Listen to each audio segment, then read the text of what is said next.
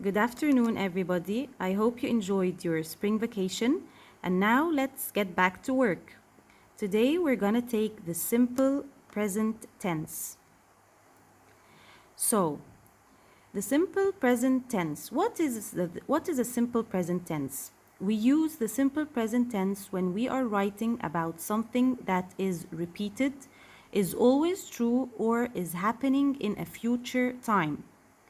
Okay, let's see the first thing. Something that is repeated. For example, Eva wakes up at 7:30 every morning. So this is something that Eva does every single day, every morning. I walk to school. So this is something that is repeated. I ride my bike every weekend. So this is something that is repeated. He rides his bike every weekend.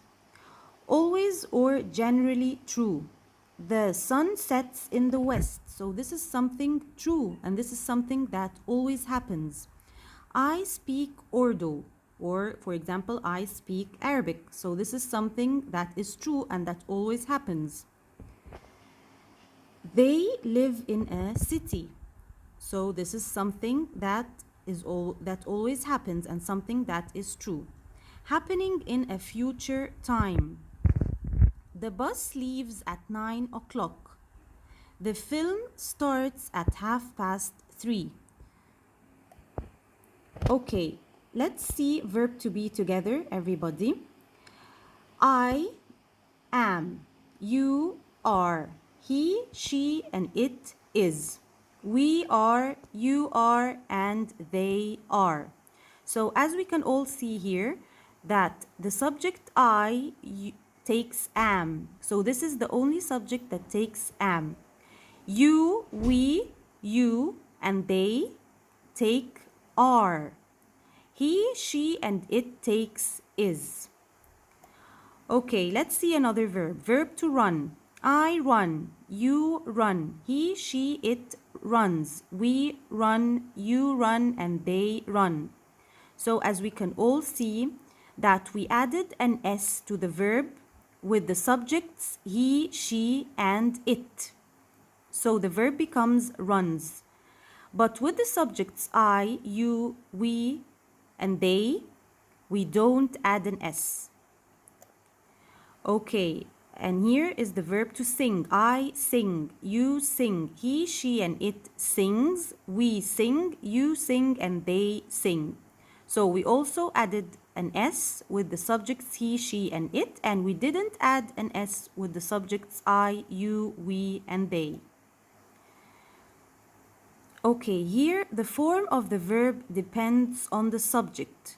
So if the subject is I, you, we, and they, we do not add an S to the verb, as you can all see here.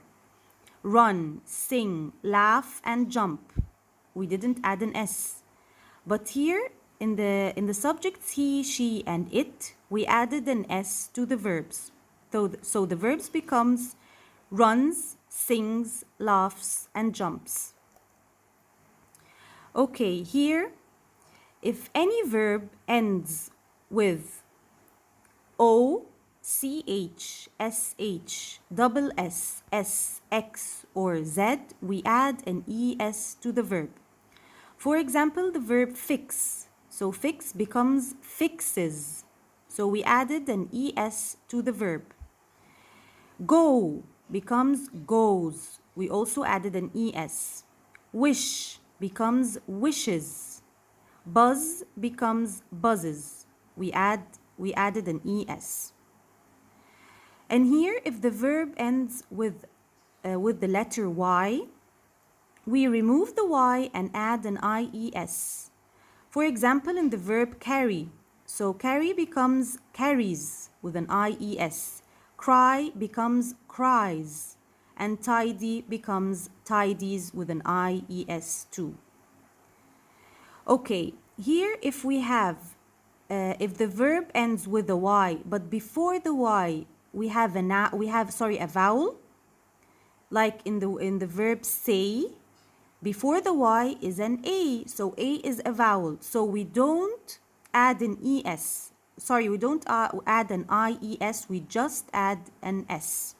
Like in the verb say becomes says, play becomes plays, and buy becomes buys. Okay, let's answer this exercise together. Are these simple present sentences correct or incorrect?